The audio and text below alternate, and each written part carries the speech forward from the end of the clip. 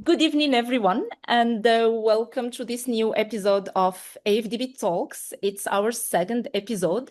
AFdB Talks is the conversation series of the Alliance Française du Bengale, where we meet exceptional individuals whose stories inspire, challenge, and move us. Thank you all for joining us tonight, whether you are connecting from India, France, or any neighboring country or somewhere else in the world. It's a pleasure to have you with us for what promises to be a deeply enriching conversation. Our theme this evening is courage, resilience, and the art of pushing human potential beyond limits on the field, but also far beyond it.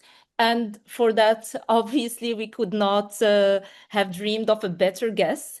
Tonight, we have the honor of welcoming Serge Betsen, one of the most iconic figures of French rugby. Serge Betsen is the former captain of the French national team, known for his intensity, his discipline, and his extraordinary instincts on the field, but also for his commitment of the field through education, community work, and the values he continues to defend every day through Serge Betsen Academy, which is something we will be talking about later. Many of you have already shared how excited you were to attend this session through the Q&A section, and I completely understand why. Serge's journey is not only a sports story, it's a human story before all. It's the story of determination, of rising after setbacks, of reinventing oneself, and of using one's experience to empower others.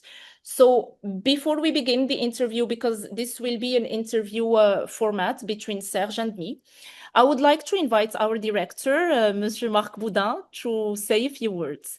So, Marc, the mic is yours. Thank you, Gian. Good evening. Just a few words to tell you that tonight we are welcoming a champion and a good friend of mine. We know each other with Serge for a few years. And I would like to say, maybe it's not a good idea, Serge, if you are listening what I'm going to say, but I would like to say that I have a lot of admiration for Serge, for what he achieved in his career, for the sportsman he was. And maybe I have more admiration for the man you are, for your values, for your dedication to young people. And I'm very happy that we are hosting you tonight and to have this inspirational moment with you. I think after these words, you will be obliged to invite me to a good restaurant. But seriously, Serge, it's for me and for many people a real example of resilience.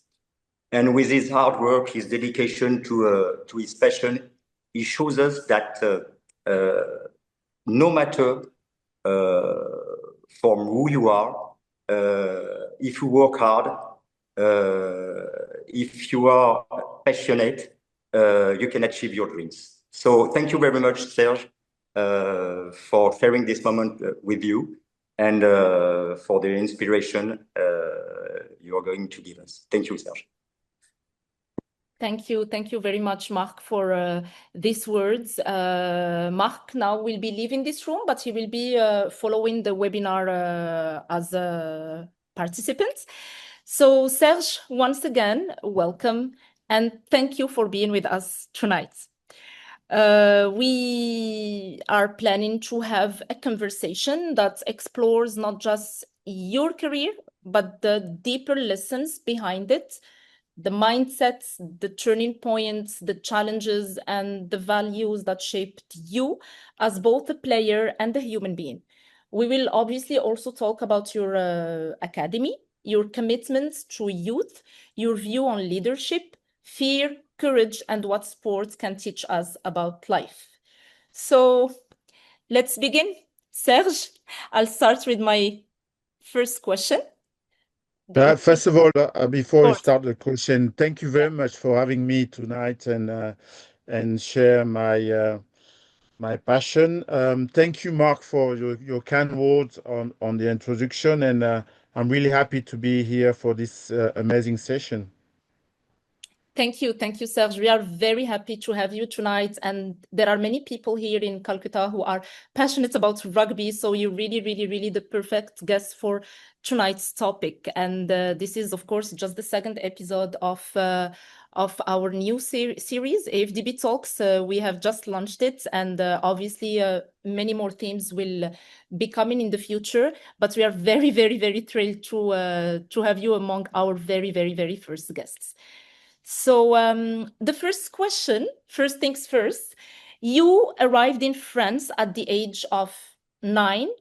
So when you look back at that young boy from Kumba, which is a town in Cameroon, what dreams did he carry, and which of those dreams still guide you today?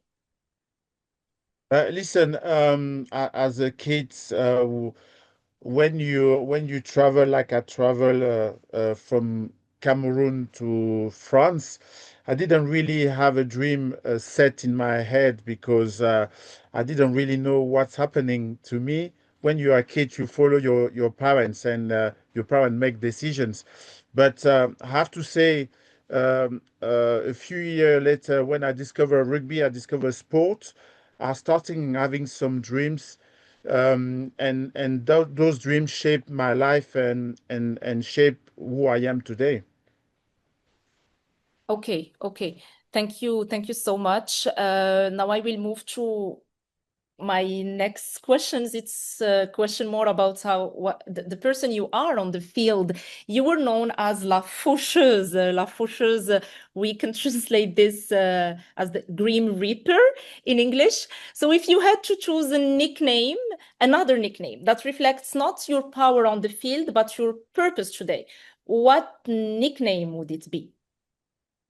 To be frank, La Faucheuse is not really uh, a good name to have because it's very scary. I used to play sports. I used to do rugby, so it's about fun. It's about happiness and etc. But uh, to be fair, I will have uh, a surname in relation of life, la vie en rose, play sports, make you be healthy and meet a lot of different people. So I think la vie est belle could represent who I am and I carry on being as a human being, and I think we tend to say that we need to have an happy life, and for that you need to be surrounding with good people. So yeah, I think La Vie est Belle could be who I am today. Okay. So La Vie est Belle, it's more of an expression than a nickname. La Vie est Belle, for people who do not understand French, means life is beautiful. And indeed, it sounds much better than La Faucheuse, although it sounds scary, but it just reflects how powerful you were on the field as a player that was feared by his opponents, which is actually a positive thing when it comes to sport. So in the legendary 2002 match against England, what inner belief fueled each tackle and each chase? Like, what was the mindset that carried you through that moment of history? Listen, this game remind me the challenge I have to face because a few year, literally 1.5 years before that, I had a really bad experience playing for France and having to get out of the field because I had a yellow card against England, and it took me some times to get back and to get the confidence of the coaches to be selected, and I target that game to be the showcase of what I can do, the showcase of my ability to be um, to be selected and to be starting as a rugby player for French team, and I have to say I work hard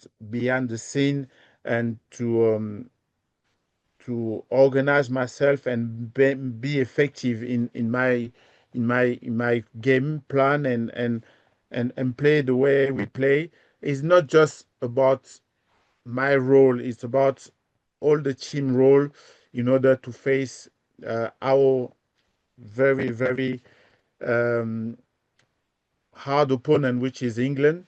And the way we played that day was something very exceptional because we managed to beat England, but more importantly, we managed to secure the title of winning the first Grand Slam of the Six Nations that year, and that was for me the an amazing achievement for France and the team.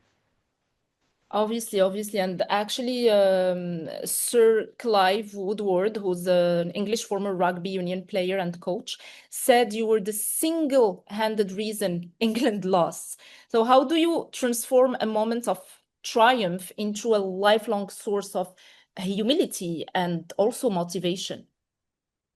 But listen, I didn't really transform that. I think the way it's happened is really in relation of my lifestyle and the fact that as an athlete you face challenge and you need to recover from those challenge and reinvent yourself in order to be the best version of who you can be. So I managed to work hard to develop some certain confidence in my game, and it's always bizarre to me when people reflect on that game and talk to me about that 20 years after.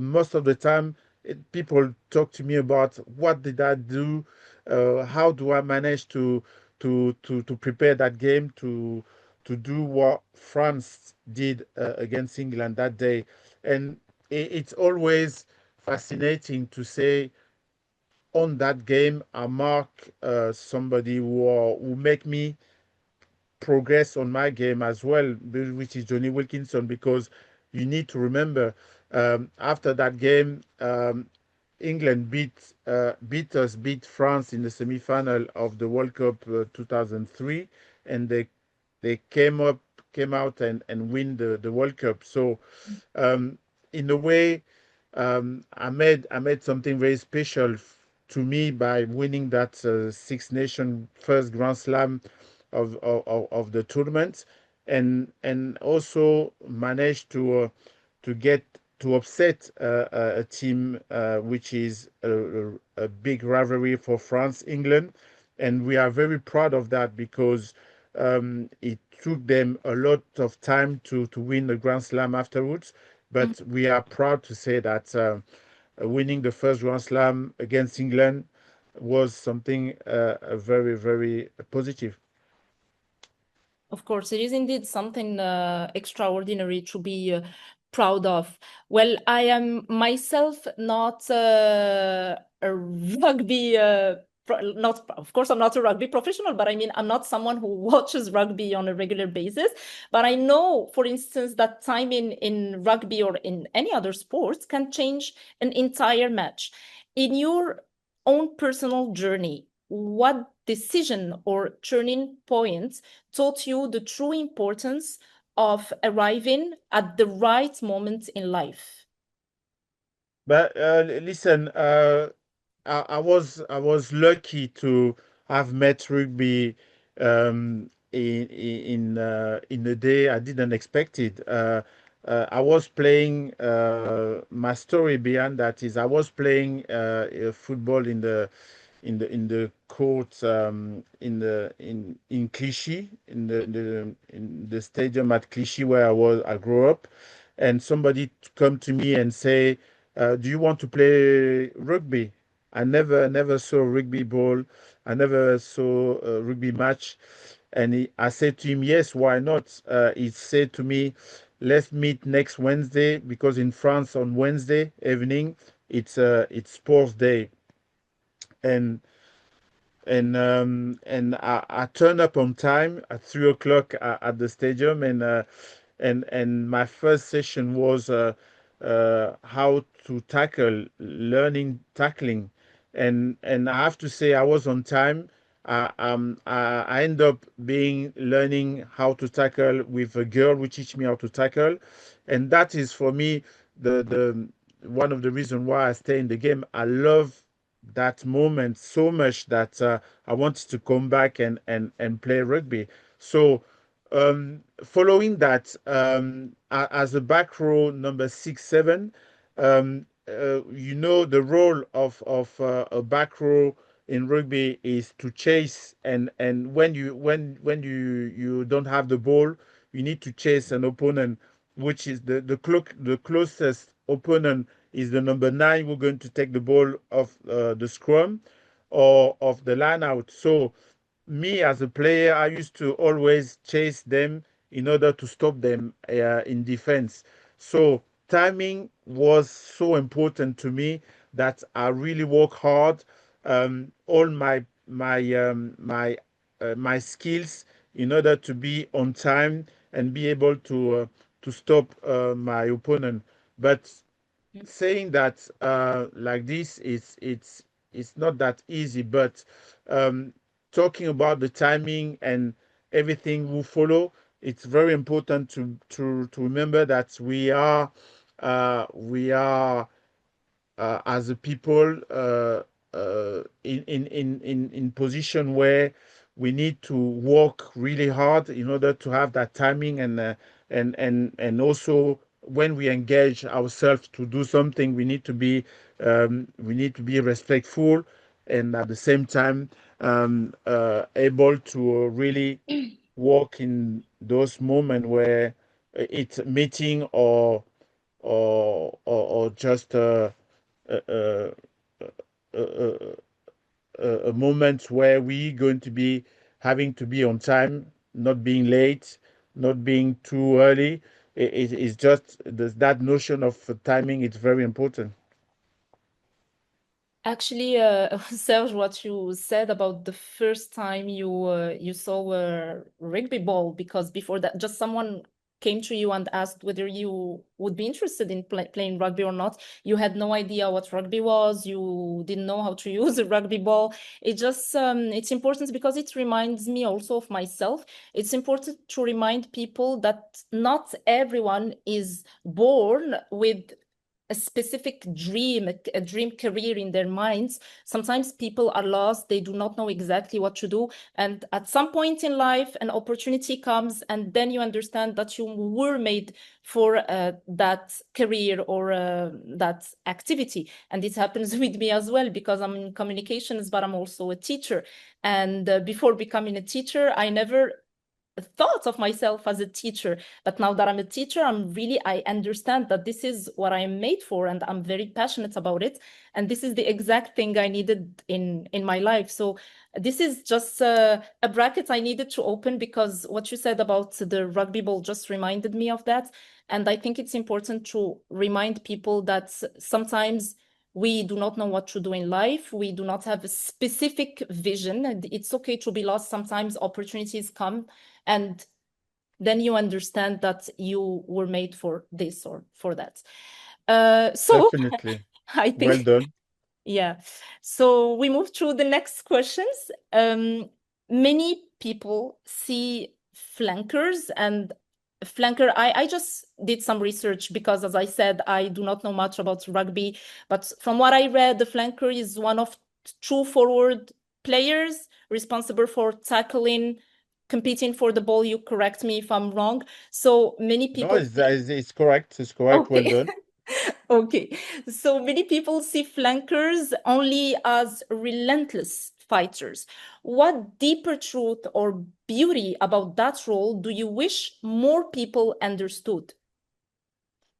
Listen, it's a role uh, who really, for me, master who I am today, and also master character of a human being. A role of a flanker is about supporting the team when we are in attack. And when we are in defense, supporting as well the team to be that connections all over the place. And it's also something very particular, which is we touch in every single aspect of the game, uh, because we are forwards, but in link with the backs and the truly forwards, which is the front five. And I have to say, playing back row and pushing alongside the prop, for example, the prop are people who are, we don't talk much about it, but they are so important. They, for me, they are the DNA of the spirit of rugby, because they put a lot of sacrifice to the scrum, to the line out, to the maul, to the racking, all the let's say difficult task of the game, which is not really enjoyable to do, but they really care about that for the game, and people don't really notice that part. And I think the link with them pushing the scrum or supporting in line out are so important that for me it's they are the DNA of the spirit of rugby. And in the other way, you got the backs where you need to go as well, support them and walk alongside them, give you then the 360 mindset of what is about rugby. And being part of those two aspects of the game is for me um, the best way to deal with what rugby is about. Right, right, indeed.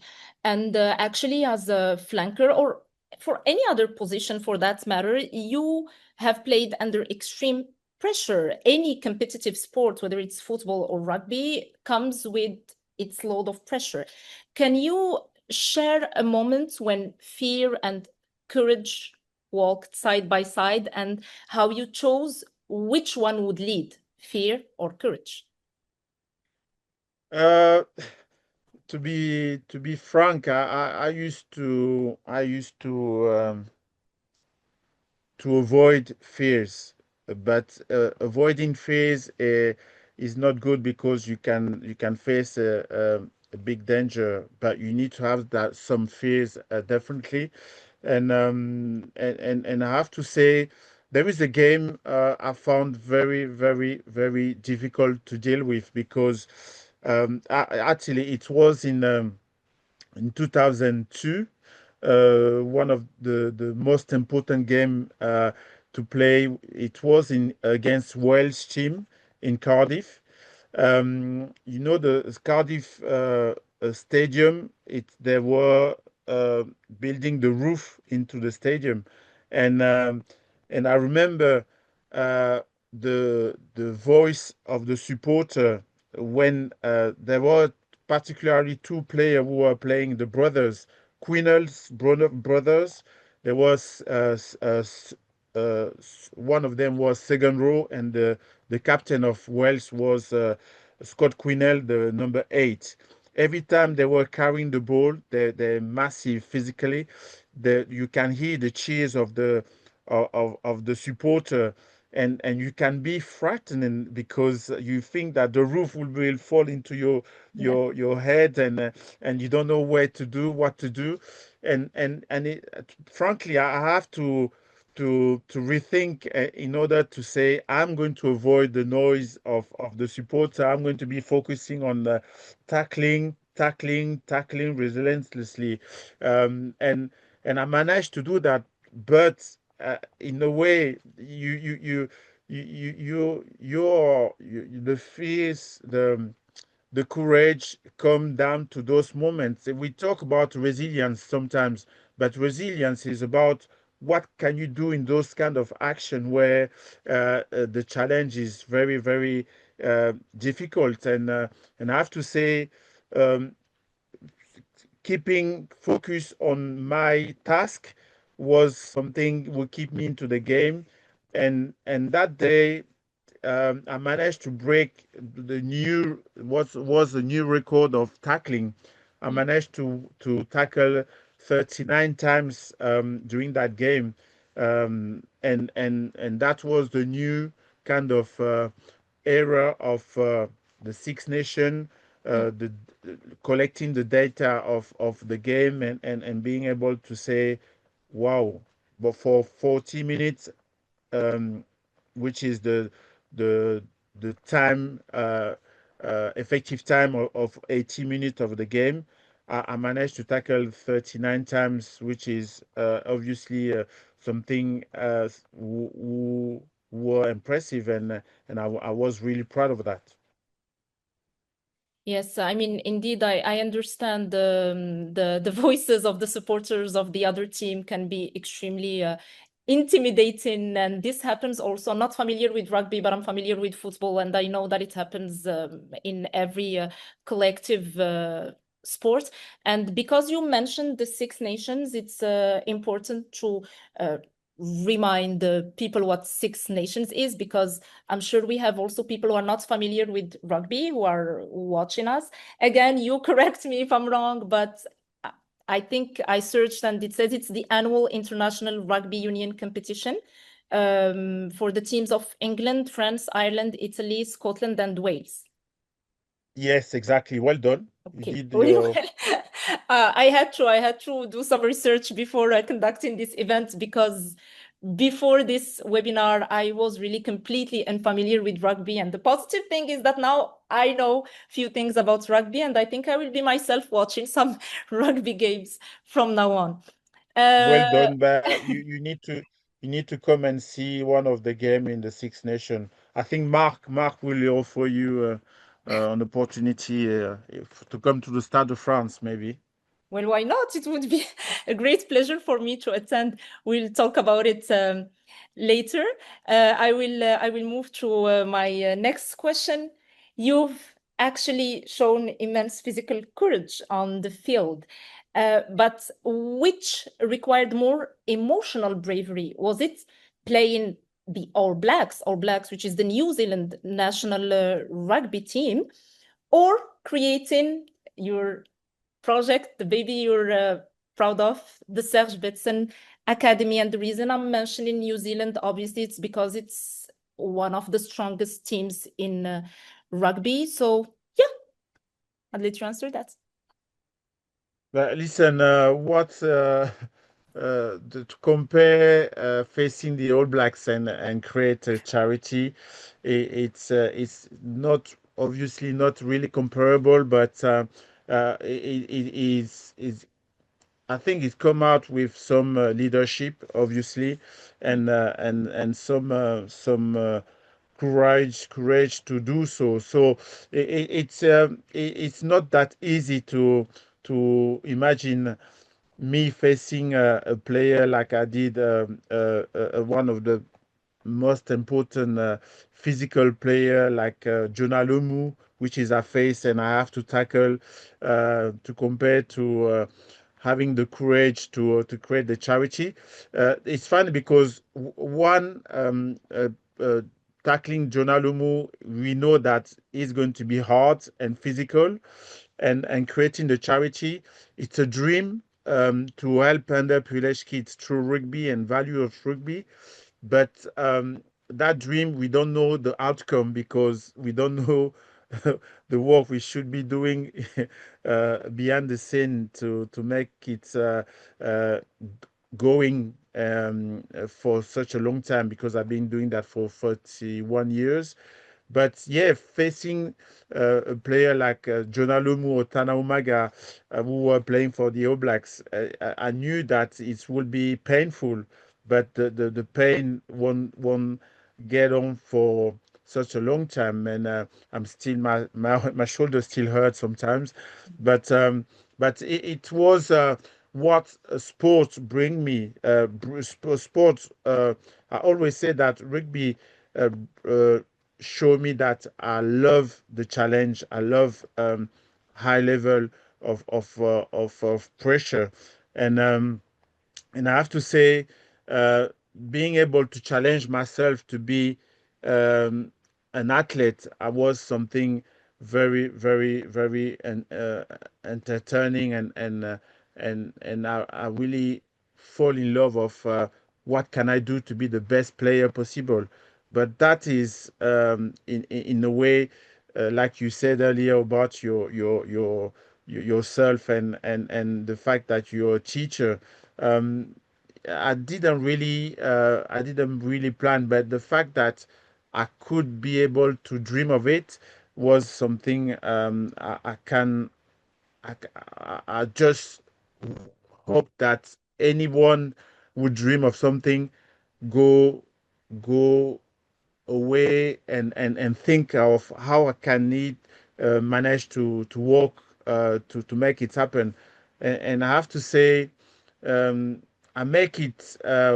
Why? Because when I moved from Paris to Biarritz at age of 17, I wasn't really ready to that kind of move. But imagine yourself at 17 years old going from Paris to Biarritz, arrive in the summer.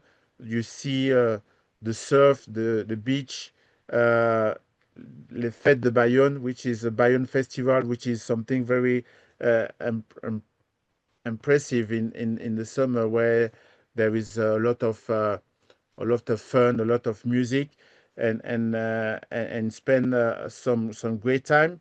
But by doing that kind of move, I have to stay focused on why do I move there? Why do I come to this Basque region to continue my my way to play rugby? I have to say it was something um, important to stay focused and be able to do whatever I could do to play at my best level. So um, yeah, it's taking some time, but again, it's about what can you put in those kind of situation to to play and be able to do what it takes to be who I am today. So to answer your question, um, both of them are not easy, but you need to carry on, and you need to make sure you put on the side some hard work to make and deliver something tangible. And to be fair, um, uh, creating the charity is is is fun, because we change life of a lot of kids, girls and boys, and we give back to I give back to the community, and also I make them dream to be who they want to be, like you today with being teacher and also a journalist, and that is the most important, to be able to get those kids the ability to do what they want to do in their life, and I'm very proud of that, because I always say that I want to give everybody, every single kids in the world, I want to give them a rugby ball, because I want that rugby ball to shape their life. Absolutely, absolutely. It's really touching. I'm sorry, I was just listening because it's really, really touching, and I wish there were more, and more people like you who actually use their success to also help others. It's extremely important. So, since we mentioned your academy, through your academy, as you said, you support children in sports, in education, and other fields. Of course, I would love for you to tell us a few words about your academy, because some people do not know what Serge Betsen Academy is. You've already talked about the goals of the academy, but just how it started, what you do, in which countries, and also what is one story from the academy that transformed you as a human being. Listen, I starting the charity Serge Betsen Academy in 2004.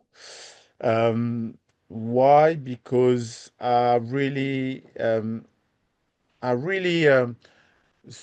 fall into something I'd never expected, which is rugby, and I wanted to give back um, to my community, to kids, the fact that rugby transformed the person I was at the time, and I was dreaming, expecting that I want to have the same effect to other kids, and I starting dreaming to how I can get rugby back in Cameroon, because this is the way forward to just reconnect with my community, and just showcase what is about rugby. And I have to say, when when I get married in 2000, I went there with my family-in-law, my wife, and it was the first time I get back. And before that, I was sending some material like rugby balls to the kids, and I saw the kids playing rugby in you never been maybe in Cameroon, but Cameroon, the the field is with like a red Soil. yes, soil, sorry, and it's very hard when you run at it, and to play rugby in that hard soil was uh, I was impressed of the engagement of the kids, boys and girls, girls and boy, and I said to myself, on the way back in France, I will be creating a charity, and it took some times, 4 years, and somebody asked me in an interview that um, why do you want to create a charity? And I say I want to share the passion, the same passion as what the rugby gave me. And I changed a little bit. I tweeted a little bit saying that it's not about um, helping girls and boys to be champions, is to use the value of rugby to help those people to go to school and get medical assistance, which is what's lacking from my view and my experience. So we're starting to say that because they need some assistance to get to hospital, or to be to be treated if they have an injury, or their family, they cannot support them to Yeah. all the material to go to school, etc. We're starting to get to the real task of what is for them in life, and what the Serge Betsen Academy do is very simple. We rent apartment or house in 5 area in Cameroon, and in those apartments, we have a library center, nursery, computer center. We also have food to eat when they come to the center. We have after school activities for those kids. And we also introduce them to rugby. So this is literally what they've got when they come to sorry, to our center. Mm. And we have those kids really enjoying their time, and yeah, we have around more than 370 kids who go to our centers, and we also introduce rugby to some of the school. In total, we tend to say that it's more than 500 kids every year since 2004, which is more than 9,000 kids who we support. And this is what it's all about, the charity. And I have to say, there is a team behind me. It's not just me. Mm. We've got a center manager in Cameroon. We also have another center in Mali, and yeah, it's not that easy because we raise money, we do some events to raise money, but more importantly, I think the rugby community support a lot, and I have to thank them for all their support, and yeah, I think for me it's kind of normal to do that because I see what rugby brought me, and I want to give back to the community, and I do that with a lot of pleasure because it is the way forward for me, and what rugby taught me. Excellent. Fantastic. And looking at these young athletes in the Serge Betsen Academy today, what is the one quality you hope they inherit from Serge Betsen, the player, and the one they inherit from Serge Betsen, the human being? Wow.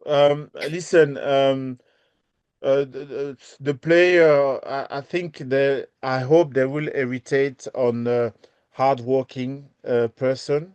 I think it's important to work hard to have, hopefully realize your dream and make the dream come true.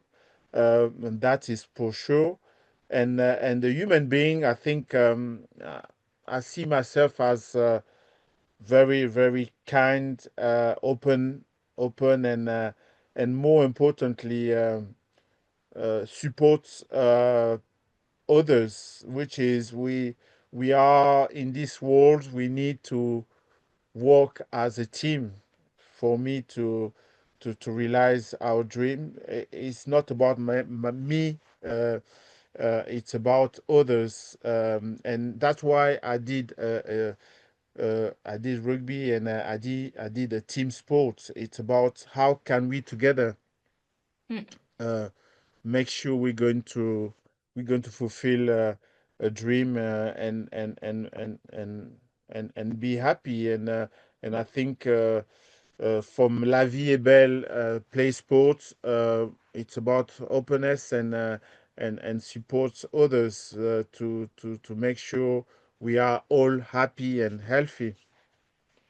Obviously, and actually, from what you say, from what I've been hearing, we can all understand that you advocate for so many beautiful and great values through sports, including peace. So you advocate for peace through sports. And so my next question would be, in your experience, how can rugby, how do I say, help heal divisions within communities or even nations? But listen, rugby for me, it's one of the best sports in the world.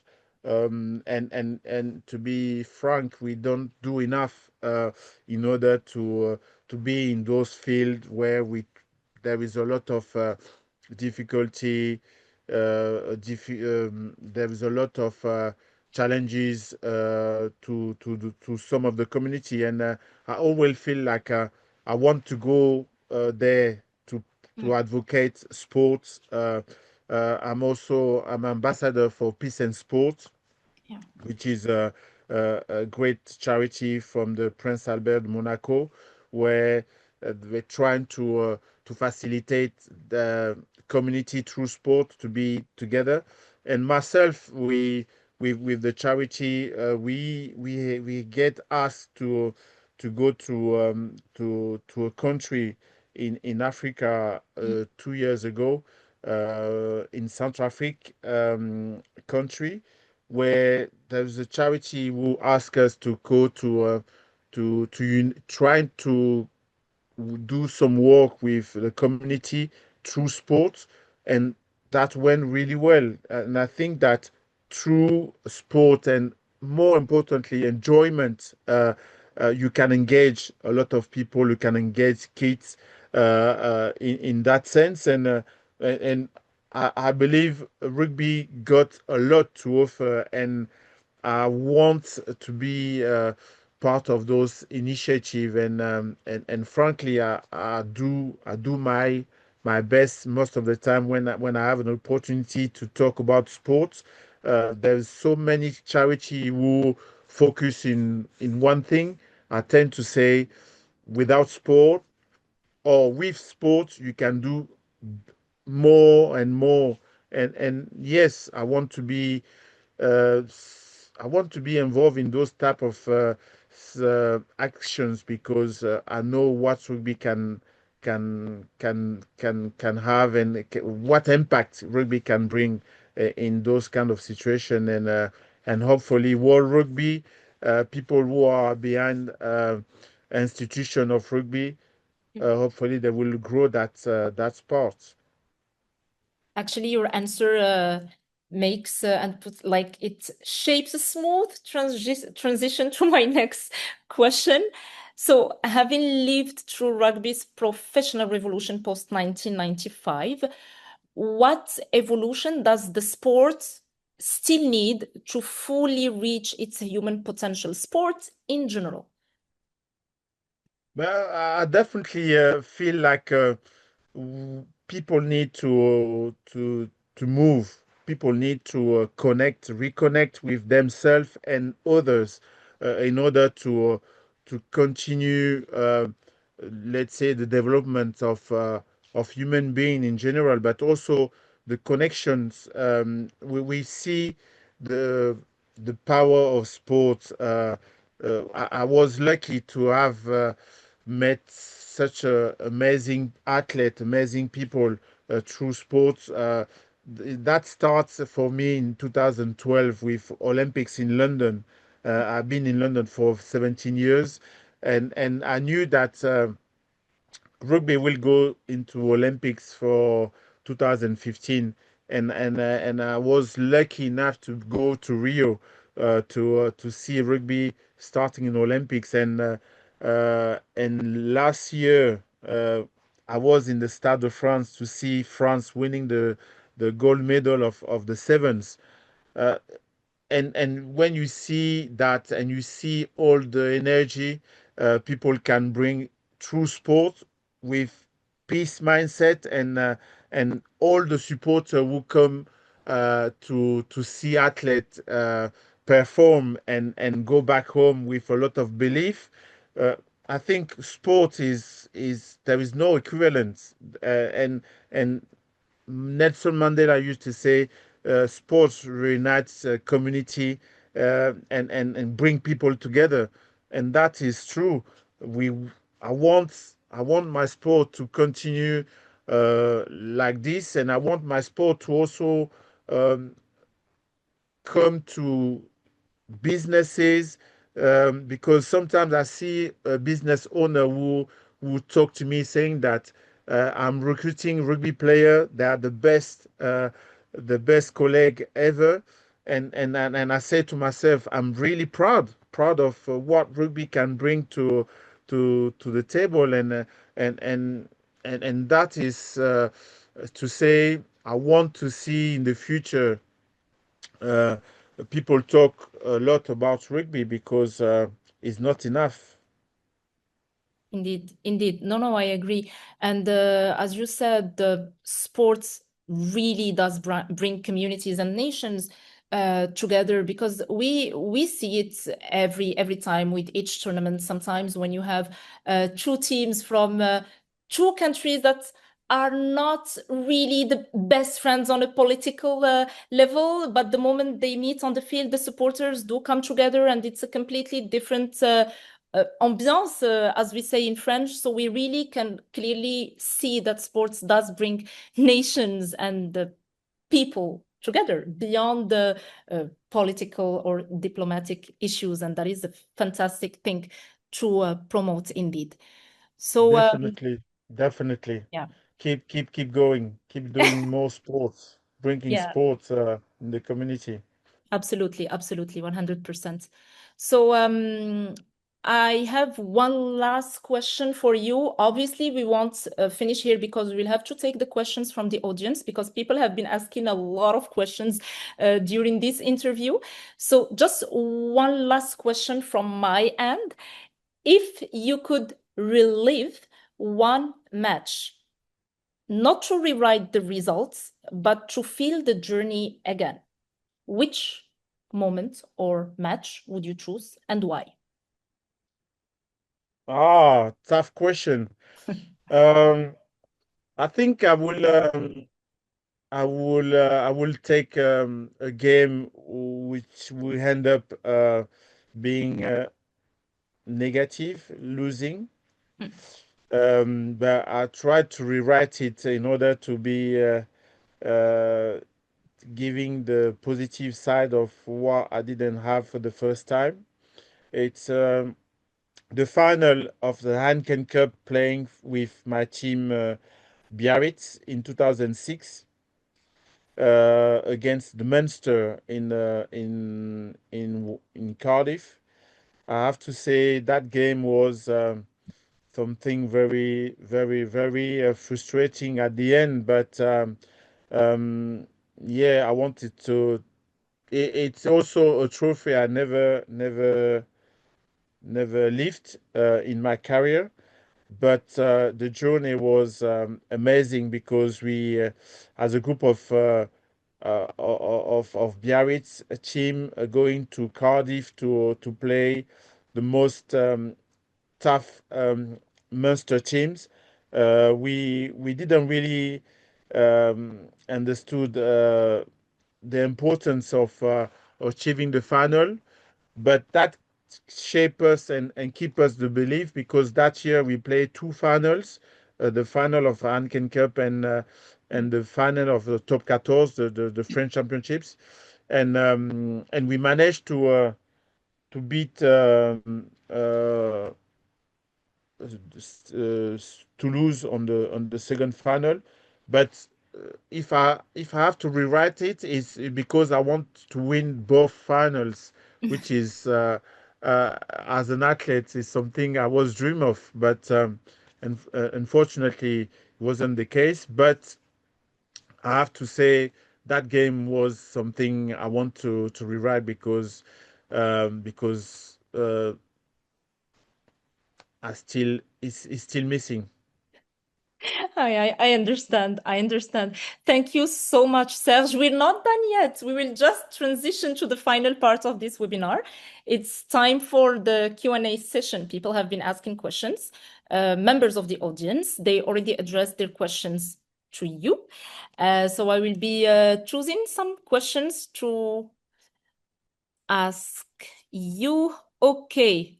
So there are many there are many questions. Unfortunately, we don't have time to answer all of them, but I will pick some questions randomly. Okay, so first question from my colleague Ognibo. How can a discipline built around competition and defeating one's opponents also serve as a framework for cultivating friendship, not only among teammates, but with opponents as well? I think we see that in rugby it's very important to respect. Respect is something in my sport we do cultivate a lot in order to make sure that what happened during 80 minutes in the field, tackling, rucking, we tend to respect the decision of the referee, and when we get carded, sometimes we go out of the pitch, but with that respect of accepting the decision of the referee. We don't saying anything negative. and I think that's what rugby showcase year after year, and I'm really proud of that because at the end of the day, you need to reflect on your attitude to come back, learn, and maybe rewrite and play at your best. But when it comes to respect, is something I really admire in my sport, and despite the challenge of the team. The supporter are together. There's a lot of friendship within the supporter. Even we hate each other, for example, England, but there is a lot of respect also for from the supporter side. So, yeah, I think those. This is what I can say about my sport. I hope I answer. Yes, yes, I think you did. I don't know about Ognibo, but I'm sure he also thinks you did because it was a complete answer. Thank you so much, Serge. I will move to the Thank you. next question from Avijit Nandi. In your opinion, who is the best French rugby player and why? Of course, you can say yourself, Serge. It's okay. And who is one of the all times best rugby player in the world? So French and then worldwide. Listen, we in the past we had a lot of great rugby player in the planet. Uh, I said I said about Jonah Lumu earlier, who was one of the biggest star in the world of rugby. I think there was some player like Philippe Sella, who a French player who plays center, who had one of the first uh, record of selections at the time. After him, it was Fabien Pelouse who beat the record of selections. I think there is so many great player in the world of rugby. Then today also there is a French player called Antoine Dupont, who is looked like it's the best player ever, and his journey just started. I hope for me, definitely is the best player of the planet, and I hope for him and France to lift one day the bloody Webb Ellis Trophy, which is something is missing to us and French rugby. There is so many other great players who uh, I play against and really feel like they changed the game of my sport. Johnny Wilkinson, one of them, because he was so effective, so professional, and so gentle as well. And I have to say, yeah, there is so many other players I know and I play against who really embody what rugby values is about. Then yeah, yeah. There's so many. So I also talk about my fellow friend Dimitri Ashvili, who play for France, scrum half. Yeah, there's so many. Great. Next question is from Anindya Shundarpal. How did you deal with the heartbreak of disappointment of not being able to deliver maiden, I'm not sure I'm pronouncing this well, maiden World Cup triumph when France hosted the last edition? Were there comparisons with the Soccer World Cup of 1998? The Soccer Cup 19. The football, the World Cup of 1998. Were there 98. Yeah, yeah. comparisons? That's Uh, Listen, it was um, it was very frustrating to get beaten by South Africa in the quarterfinal for the last World Cup in France. Yeah, definitely.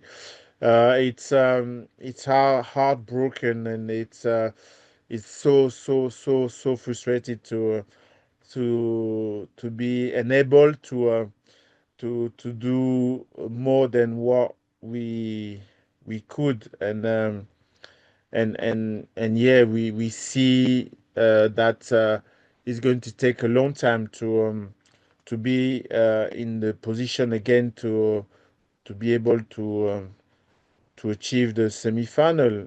But listen, we need to live with that, and we need to, like I said earlier, we sport is about reinventing yourself, and I hope Fabien Galtier and the team and all the generation will have the ambition really to get to Australia, because in 2 years' time is going to be the next World Cup will be in Australia in 2 years' time. So I hope they will have the ambition to do something. By the way, I will be always behind them to support and to get my not playing obviously, but to be there to lift and share and shout and be present. I will do my best, but yeah, it's what is sports about. But yeah, we need to keep believing. Indeed, indeed. There is another question from Chinmoy. Apart from timing, what were your special qualities as a great rugby player?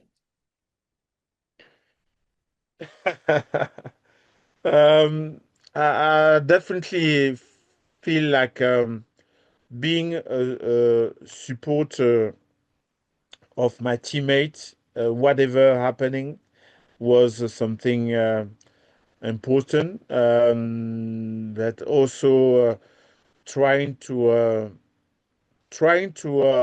support in sports side, which is on the field, but also outside the field, outside the game. And I have to say, there is so many people who know me because my door is always open. One of my friends say that he called my house La Maison du Bonheur. It's I grew up with my mom. Every time you were coming to my house, you always something to eat, always something to to to to have, and you never go back, g- left home without having something. Otherwise, my mom will be upset. So yeah, it's I always feel like yeah, being uh, how to say that, being there for others is something I'm really care of. So yeah.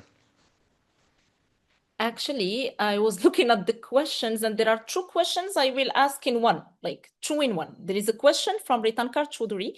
What would you do to popularize rugby in India? And the second question is from Vihan, who's asking if you will ever come to India. Obviously, I will just say something before letting you answer this. We are expecting Serge Betsen in March here in India, in Calcutta.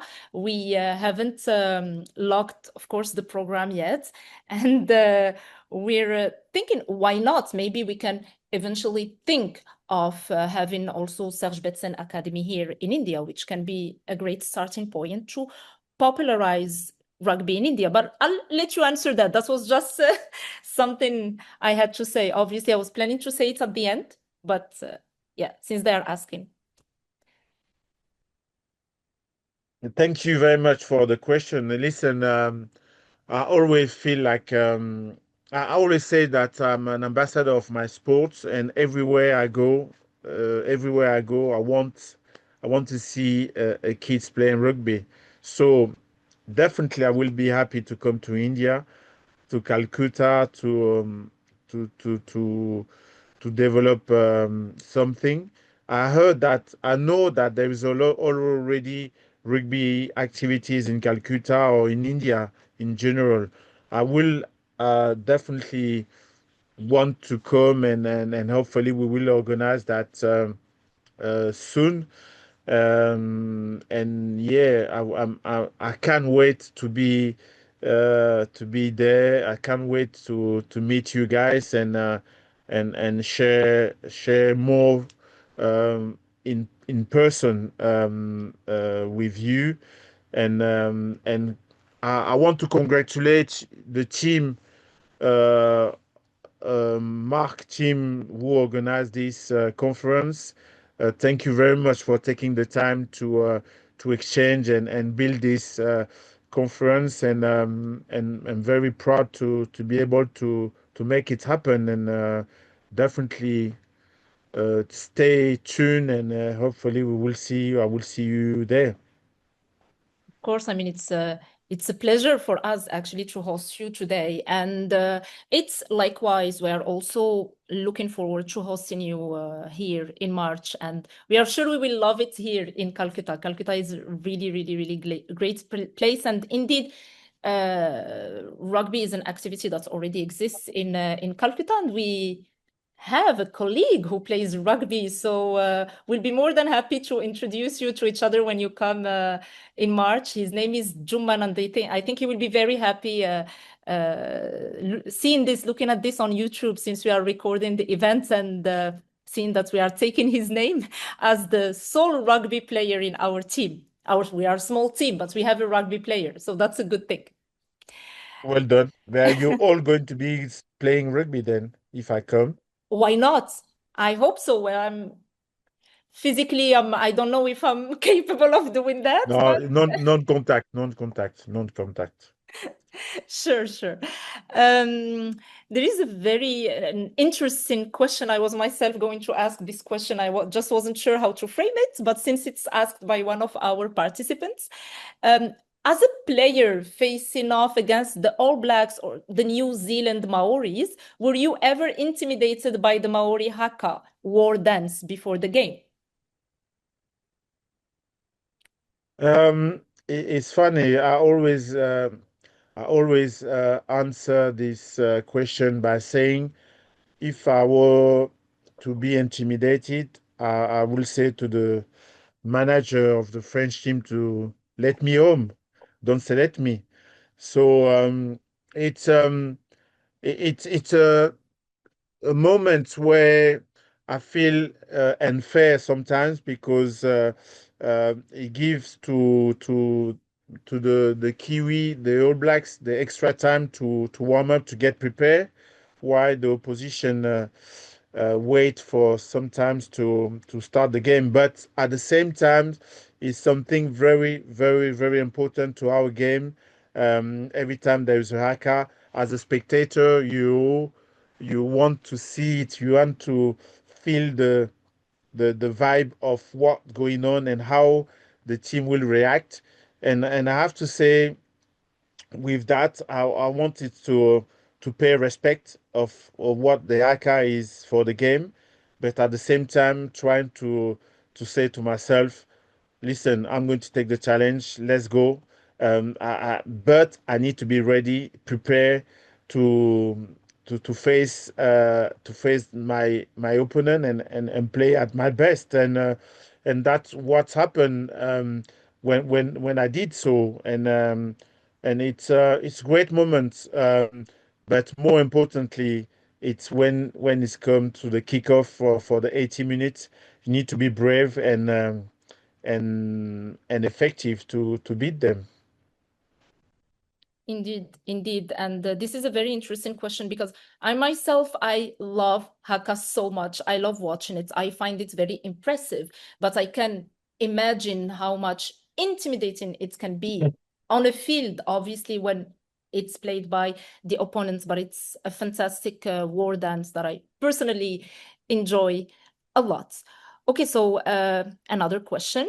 I will be taking just a couple of questions, because we're running out of time. There are way too many questions, but obviously we will be more than happy to answer all of them in a short presentation, a text presentation we will put along with the video on YouTube. So firstly, thanks to Serge for this insightful and hearty interview session. A question from my end.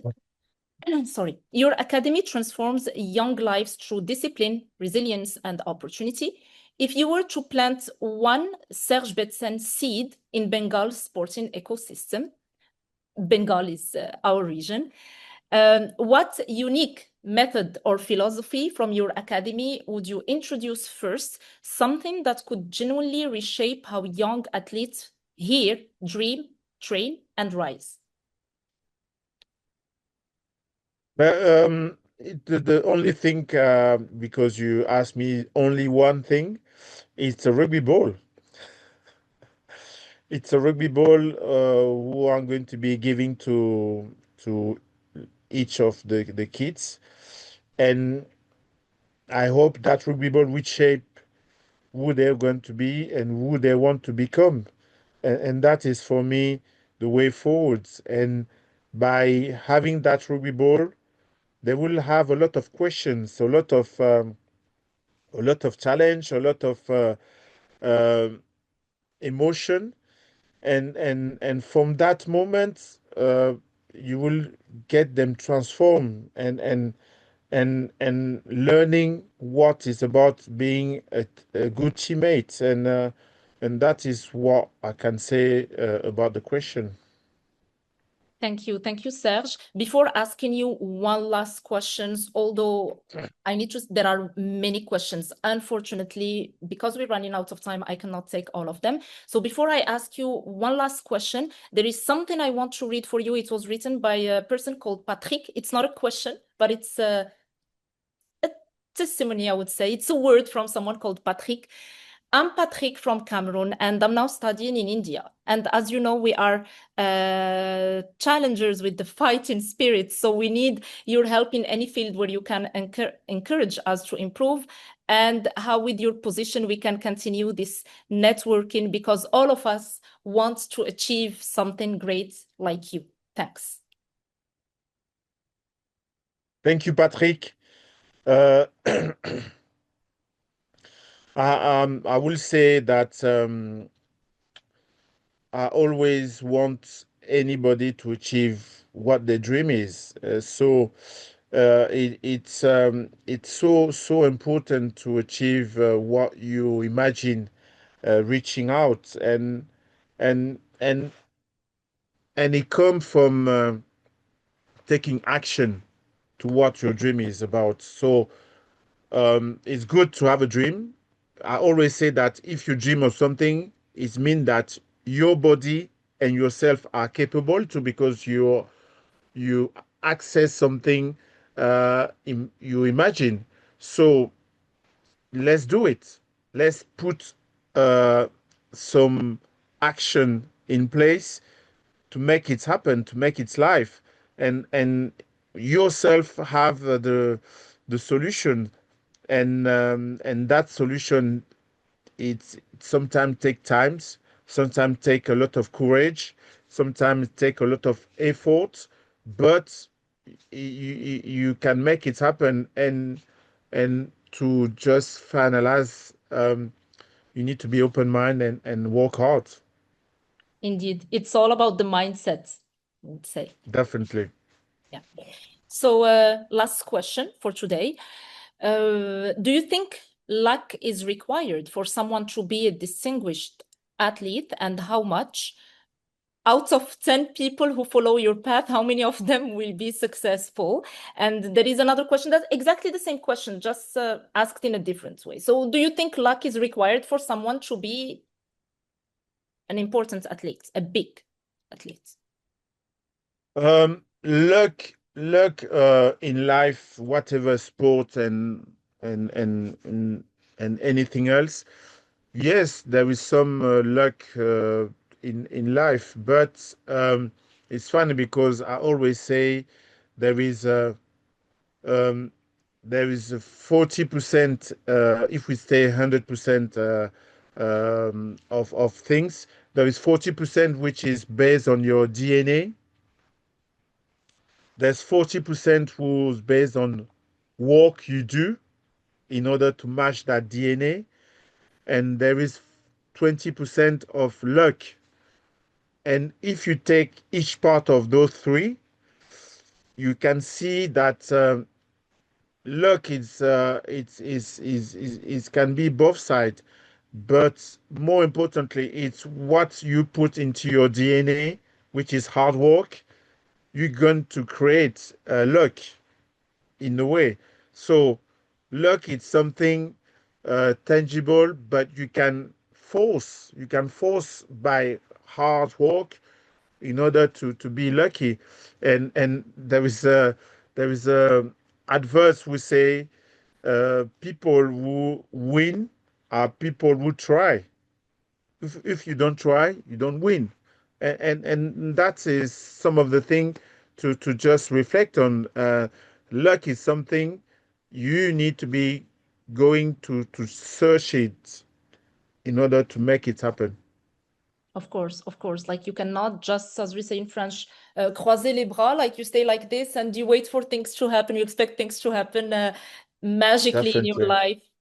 Things, Yeah. yeah, luck. You need to create your luck, indeed. Thank you so much, Serge, for this wonderful answers, for this wonderful moments, and thank you so much to the audience, of course, for this very, very, very interesting questions.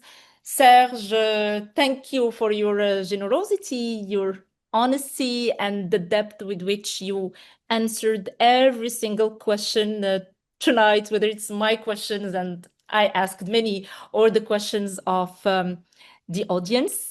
Tonight, we went far beyond rugby, obviously. We spoke about resilience, about discipline, about courage, about connection between different communities, and the decisive moments when character matters more than anything else. We obviously also explored the human side of sports, the values, the doubts, the reinventions, and the responsibility of giving back. Your words, Serge, remind us that excellence is not just an accident. It's a mindset. It's a daily commitment. That's what we were saying about luck just 1 minute ago. And above all, a way of carrying oneself in the world. Thank you for sharing that with us, Serge. Listen, thank you very much for your time, Alami, and it was a pleasure for me to be answering those questions. And thank you for your dedication to the French community, and I hope to see you soon. Of course, it's a pleasure for us. And on behalf of the entire Alliance Française du Bengale, I want to express our immense gratitude for your presence with us today. It has been a privilege to host you for this second episode of AFdB Talks. And to our audience, thank you for your time, your attention, your questions, and the beautiful energy you brought to this session. We hope this conversation inspired you as much as it inspired us. AFdB Talks will continue to bring voices, stories, and journeys that open our minds and broaden our horizons. We look forward to seeing you again for our next episode for the audience. And Serge, we look forward to seeing you again here in March in Calcutta. Yes, So thank until you. then, are you welcome? Pleasure. Until then, take care, stay curious, and keep pushing your own limits. Have a wonderful evening, everyone. And once again, thank you, Serge, for this exceptional moment. Thank you so much. Thank you. See you soon. Bye bye. See you soon. Bye. Bye-bye.